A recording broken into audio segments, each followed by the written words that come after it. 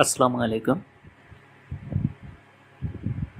আমরা এই ম্যাথটা সলভ করব। এই ম্যাথে বলা আছে যে এই জেনারেটরকে অন স্টেটে রাখার জন্য ইনপুট ভোল্টেজ কত হওয়া লাগবে, মিনিমাম ইনপুট ভোল্টেজ কত হওয়া লাগবে এবং ম্যাক্সিমাম ইনপুট ভোল্টেজ কত দেওয়া যাবে। আমরা যদি জেনারেটরের আইভি ক্যারেক্টারিস্টিক কার্ভ দেখি, তো এখানে হচ্ছে জেনারেটর যখন বিজেড, জেনারেটরের অ্যাক্রসে রিভার্স ভোল্টেজ যখন বিজেড আসে, তখন হচ্ছে এখানে ইনিশিয়ালি প্রথমে একেবারে একটা লো কারেন্ট ফ্লো করে। এদিকে যদি দেখি, তো এই জেনারেটরকে জাস্ট কন্ডাকশনে নেওয়ার জন্য ইনপুট ভোল্টেজ কত হওয়া লাগবে এটা আমাদের বের করা লাগবে। এই পয়েন্টে যখন অপারেট করতেছে জেনারেটরটা, এই পয়েন্টে অপারেটের জন্য যে ইনপুট ভোল্টেজ লাগবে এটা বের করা লাগবে। আরেকটা হচ্ছে যে জেনারেটরের যে রেটিং দেওয়া আছে 60 মিলি অ্যাম্পিয়ার, এই 60 মিলি অ্যাম্পিয়ার ফ্লো করানোর জন্য রিভার্স বায়াসে এই জেনারেটরের কন্ডাকশন হবে, তখন 60 মিলি অ্যাম্পিয়ার কারেন্ট ফ্লো করবে যে রেটিং দেওয়া আছে। এটা ফ্লো করানোর জন্য কত ইনপুট ভোল্টেজ দেওয়া লাগবে? আমরা ধরি 60 মিলি অ্যাম্পিয়ার এখানে কোনো একটা পয়েন্টে, তো এই পয়েন্টে জেনারেটরকে অপারেট করার জন্য ইনপুট ভোল্টেজ কত দেওয়া লাগবে এটা বের করা লাগবে। তো জেনারেটর যদি রিভার্স বায়াসে থাকে, এর অ্যাক্রসে সাফিসিয়েন্ট ভোল্টেজ আসলে যখন রিভার্স বায়াসে কন্ডাকশন হবে, তখন এই ইনিশিয়ালি যে একেবারে লো একটা কারেন্ট ফ্লো হয়, তখন যে ভোল্টেজটা পাবো বিজেড, এবং 60 মিলি অ্যাম্পিয়ার যখন ফ্লো করবে তখনও আমরা সেম জেনারেটরের অ্যাক্রসে সেম ভোল্টেজটাই পাবো। জেনারেটরের অ্যাক্রসে রিভার্স বায়াসে ভোল্টেজের পরিবর্তন হয় না তেমন। তো আমরা যদি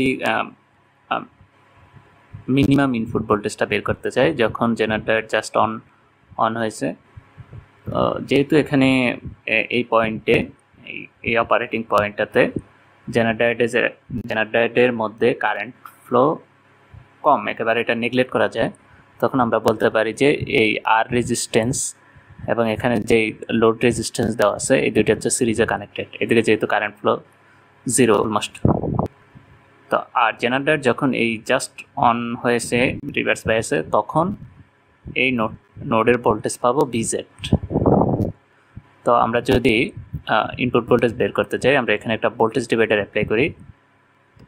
লোডের অ্যাক্রস ভোল্টেজ যদি আমরা দেখি বিএল, লোডের অ্যাক্রস ভোল্টেজটা হচ্ছে এখানে রেজিস্ট্যান্স দেওয়া আছে 1.2K আর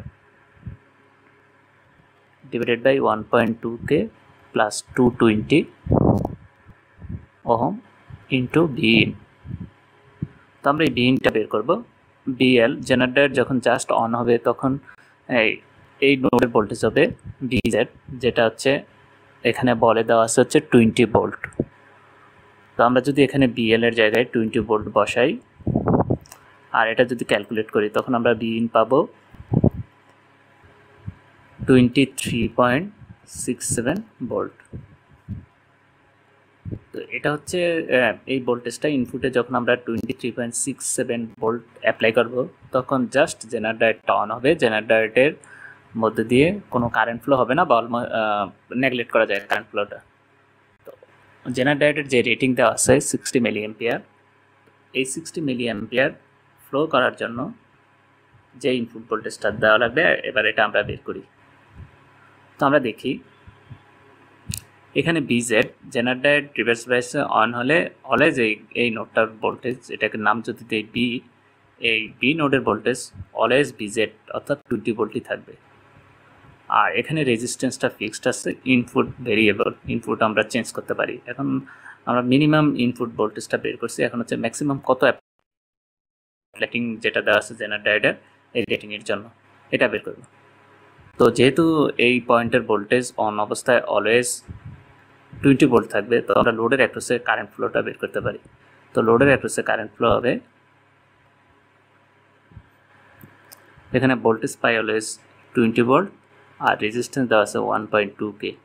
তো এটা ক্যালকুলেট করলে আমরা পাই হচ্ছে 16.67 মিলিঅ্যাম্প।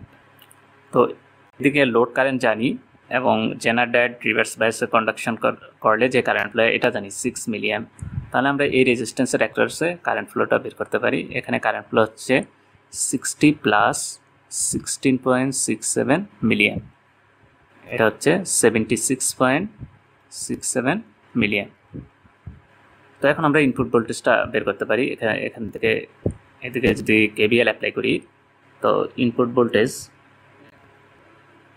ইকুয়াল টু এই রেজিস্ট্যান্সের মধ্যে দিয়ে কারেন্ট ফ্লো হয় 76.67 মিলিঅ্যাম্প টাইমস হচ্ছে, এটা হচ্ছে মিলিঅ্যাম্প, টাইমস হচ্ছে 220 ওহম, প্লাস হচ্ছে এই পয়েন্টের যে ভোল্টেজটা বি পয়েন্টের যে ভোল্টেজটা, এই পয়েন্টের ভোল্টেজ হচ্ছে 20 ভোল্ট প্লাস 20 ভোল্ট। তাহলে এখান থেকে পাচ্ছি কত, এটা যদি ক্যালকুলেট করি 76.67 ইন্টু 10⁻³ টাইমস 220 প্লাস এটা পাচ্ছি হচ্ছে 36.87 ভোল্ট।